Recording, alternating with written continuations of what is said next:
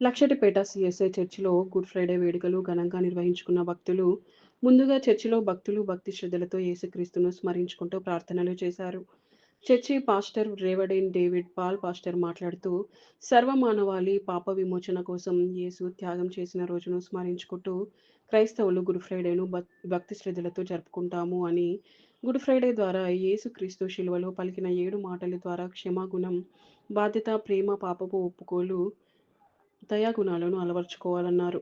పాపుల కోసమే యేసుక్రీస్తు ఈ లోకంలో జన్మించి శిలువలో రక్తం చిందించి ప్రాణాలు అర్పించినట్లు తెలిపారు.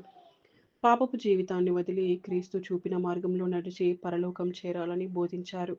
ఈ కార్యక్రమంలో చర్చ్ సెక్రటరీ మామిడి ప్రసాద్, పాస్టర్ ఏట్ నక్క జాకేబ్, ట్రెజరర్ బంటు పావన్ కుమార్, చర్చి స్టవరియేస్ జయవీర కుమార్ మరియు పాస్టరేట్ కమిటీ సభ్యులు, స్థానిక సంఘ సభ్యులు అనేక మంది భక్తులు పాల్గొన్నారు.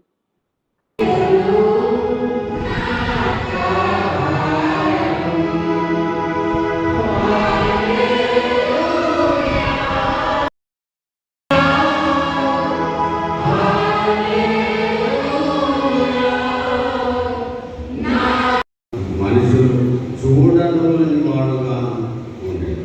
మనం అతను ధృవీకరించబడినవాడు కనుక మనము అతనిని ఎన్నిక చేయలేక మండలము హనుమాన్ సిటీ కేబుల్ వారికి లక్షపేట ప్రాంత ప్రజలకు గుడ్ ఫ్రైడే శుభాకాంక్షలు. ముందుగా గుడ్ ఫ్రైడే అనగా శుభ శుక్రవారం అని, శుభము అనగా మంచికి సంకేతము. క్రీస్తు చనిపోయిన దినాన్ని శుభ శుక్రవారంగా జరుపుకోబడింది. గుడ్ ఫ్రైడే క్రీస్తు అనుభవించిన శ్రమల ఆధారంగా ఈ లోకంలో ఉన్న ప్రజల కోసం, మన కోసం సిలువనేయబడ్డ దేవుడు మన పాపములందరినీ తుడిచివేయడానికి ఆయన సిలువలో మరణం పొందిండు. దీనికోసమై ఈరోజు చనిపోయిన దినంగా శుభ శుక్రవారంగా పరిగణించబడింది. 3వ దినంగా తిరిగి లేస్తాడు కాబట్టి ఘనంగా ఈస్టర్ పండుగ జరుపుకోవడం. ఏప్రిల్ 25, 26న పునరుద్ధాన మహాజాతర జరపబడుతుంది. యేసుక్రీస్తు పునరుద్ధానం, యేసుక్రీస్తు తిరిగి లేచాడు 3వ దినం నాని దాన్ని గుర్తు చేసుకుంటూ మరియు ఈస్టర్ గుట్ట మీద శిలువ ఆరాధన జరిపించుకొని అందరూ భక్తి శ్రద్ధలతో మరి వాక్యంతోనూ పాటలతో స్తుతించి ఆయన లేచాడు, నిజంగా లేచాడు అని, ఆయన లోకానికి తిరిగి వచ్చాడని మేము క్రైస్తవులంతా చాటి చెప్పుకుంటాం. ఈ దినాన్ని ఈ విధంగా స్మరించుకుంటాం. అంతేకాకుండా ఈ నెలలనే ఏప్రిల్ 25, 26వ తారీఖు కూడా యేసుక్రీస్తు పునరుద్ధాన జాతరను, యేసుక్రీస్తు లేచాడు అని చాలా సంతోషంతో పెద్ద ఎత్తున జాతర జరిపించుకుంటాము. ఉత్కూర్ చౌరస్తా నుంచి మరి చర్చి వరకు ఊరేగింపు జరిపించుకొని బ్యాండ్తోని యేసుక్రీస్తు నిజంగా లేచాడని తెలియజేస్తూ చాటించుకుంటూ మరి చర్చి వరకు వచ్చి చర్చి దగ్గర చాలా కార్యక్రమాలు ఉంటాయి. దైవ సేవకులు అందరూ చాలా మంది పాల్గొంటారు. మరి దీన్నంతా జరిపించేది మరి సిటీ కేబుల్ ప్రేక్షకులందరికీ మరి యొక్క పట్టణ ప్రజలందరికీ కూడా గుడ్ ఫ్రైడే యొక్క శుభాకాంక్షలు తెలియజేసుకుంటున్నాము. మరి గుడ్ ఫ్రైడే యొక్క ముఖ్య ఉద్దేశం ఏంటి అంటే, యేసుక్రీస్తు ప్రభుల వారు మన ఈ లోకంలో మనందరి కొరకు మన పాపాల శాపాల నిమిత్తం ఒక్కడే తాను ఆ శిక్షను శిలువ మీద అనుభవించి మరి చనిపోయినట్టుగా మరి గుడ్ ఫ్రైడేని మనం జరుపుకుంటాం. అదేవిధంగా తాను పొందిన దెబ్బల చేత మనకు స్వస్థత అనే యొక్క మాటను, ఆయన దెబ్బల ద్వారానే మనకు స్వస్థత కలుగుతున్నది కనుక ఆయన పొందిన దెబ్బలు, ఆయన పొందినటువంటి శ్రమలను జ్ఞాపకం చేసుకొని మరి యొక్క గుడ్ ఫ్రైడేను 7 మాటలుగా మాట్లాడుకుంటూ మరి జరుపుకుంటాము ఈ గుడ్ ఫ్రైడేను. మరి ఈ గుడ్ ఫ్రైడే అనగా ఏంటిదంటే, యేసుక్రీస్తు ప్రభుల వారు చనిపోయినటువంటి దినం. అది శిలువ మీద 7 మాటలు పలికినటువంటి రోజు అన్నట్టు. 7 మాటలు పలికి చివరకు ఆ శిలువ మరణం అయినట్టుగా 3 గంటల ప్రాంతంలో శిలువ మరణం అయినట్టుగా చూస్తూ ఉన్నాం. మన ఈ లోక పాపములు మొత్తము కూడా దేవుడే మోసుకొని మరి మన పాపాలు మనము ఆయనలోకి నిత్య జీవంలోకి వెళ్ళడానికి మన ప్రభు మన కొరకు ప్రాణత్యాగం చేసి బలి అయి మరి మనందరికీ కూడా రక్షణ కలిగించినట్టు ఒక సువార్తను మరి గుడ్ ఫ్రైడే రోజున మనం తెలియజేసుకుంటా ఉన్నాం.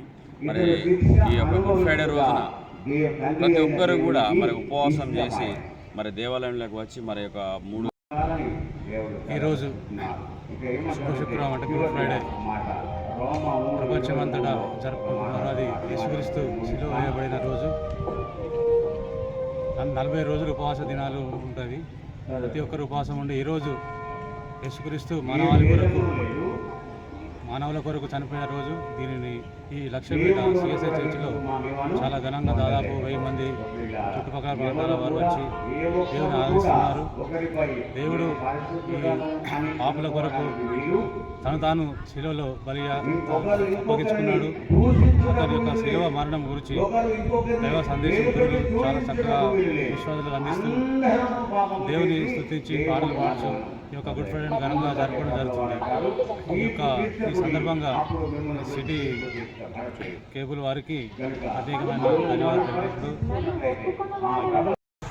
లక్ష్మీపేట సిఎస్ఐ చర్చ్ ప్రతి సంవత్సరం జరుగుతున్నటువంటి గుడ్ ఫ్రైడే ఆరాధన, ప్రపంచమంతటా జరిపించబడే ఆరాధనలో పాల్గొన్నటువంటి అనేక అశేష జనాంగంతో ఈ దినమందు ఆరాధనలు భక్తి శ్రద్ధలతో ప్రజలందరూ ప్రభుల వారు పలికినటువంటి 7 మనసుల మీద పలికిన 7 మాటలను పురస్కరించుకొని ఒక్కొక్క మాటపై శిల్వ ధ్యానాలు చేయొచ్చు.